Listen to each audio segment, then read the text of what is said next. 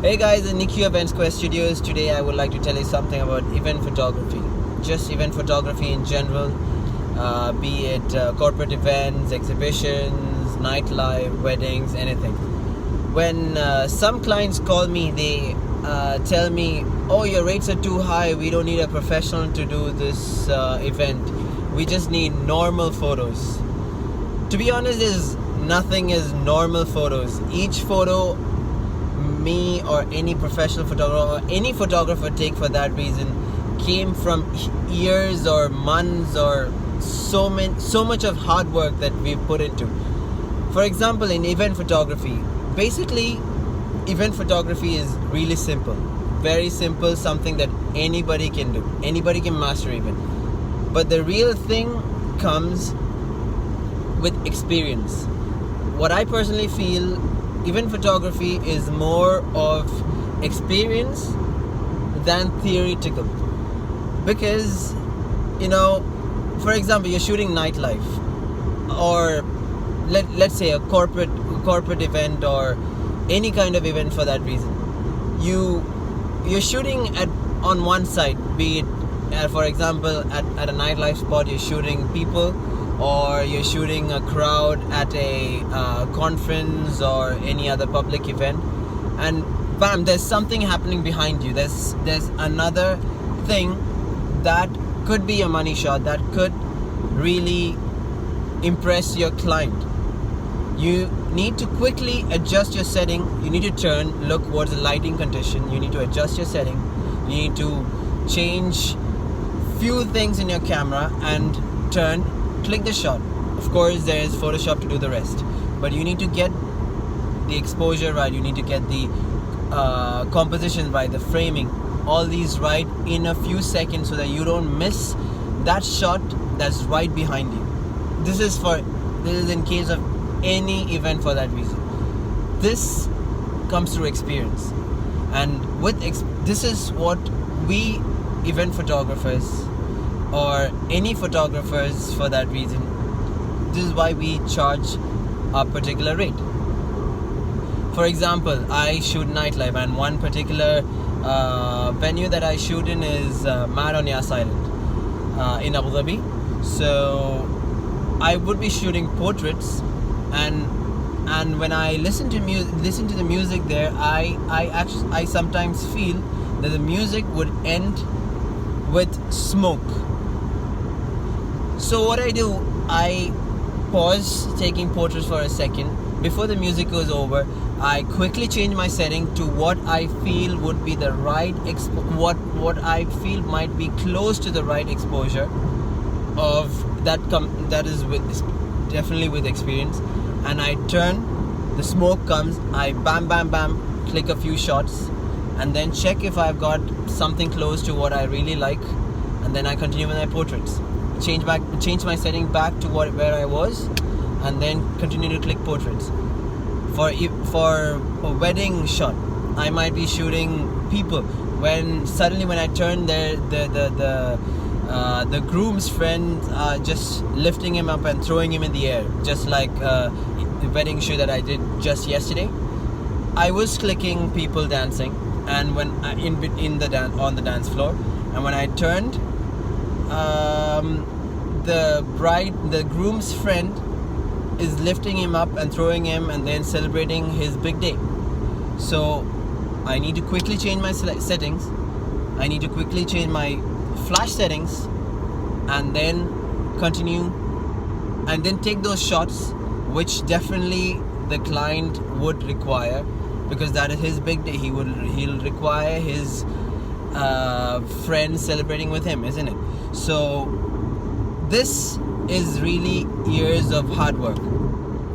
Basically, knowing the right settings for the right light, just thinking of it in your mind, more like processing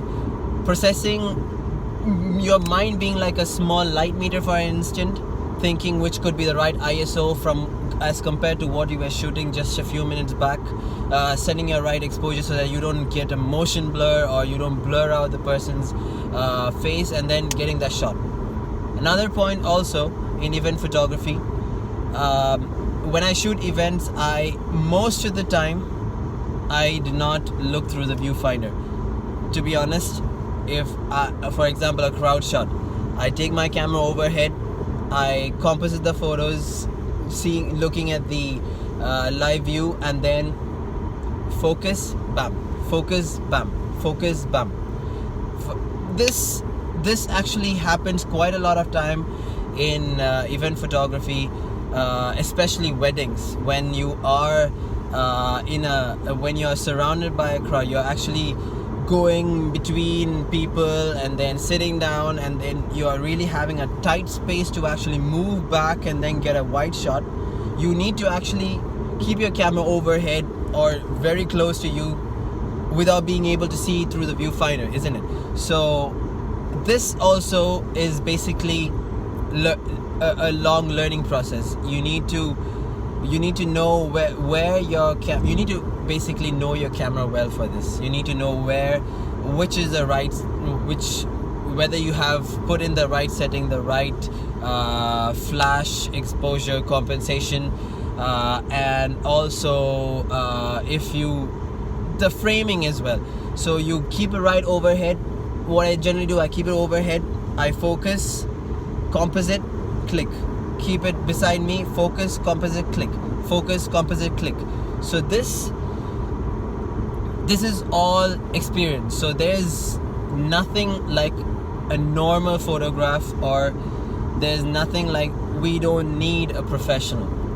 So when you have learned so many things through the years of your event photography life, or be it any photography life, or be it any photography for that instance, you learn so many things, and you become quick at so many things.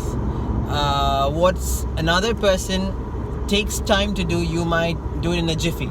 So that's how you rate your work. That's your rate in the market. Maybe another person may be charging more than you. It depends. It is because he might have learned something more than you to get there. I charge this much, or there's another person who charged this much. So this is all based on level of experience, level of professionalism, and everything. So basically, there's nothing called normal photos. So my advice to newbies or new event photographers in the field is just get out there, visit different events. For example, if you're in Abu Dhabi, there's ADIPEC coming. There's ADIPEC happening every October or November of every year, and I think they have on another month of the year as well. Now they have 2 ADIPECs. So you can definitely get the media badge if you go through the media entry. Go just walk around, click so many shots, try to create a portfolio for events such as that, like exhibition events. Try out different angles, try out different kinds of shots. It's even in general event photography, like if you're shooting exhibition, there's nothing really very creative, but then definitely you can go creative, like a shot of a particular personality or the celebrity that visits an event through a large crowd, which when a viewer sees it, the view is directly pointed at the particular person that you're shooting. You can get creative that way, but so you can try out different angles, different kinds of modes of shooting. Like I told, overhead, without seeing, just try till you succeed. Just keep on trying, get your focus right, get your composition right, and practice, so you can actually charge according to your work. So this is my advice to you all. Thank you so much.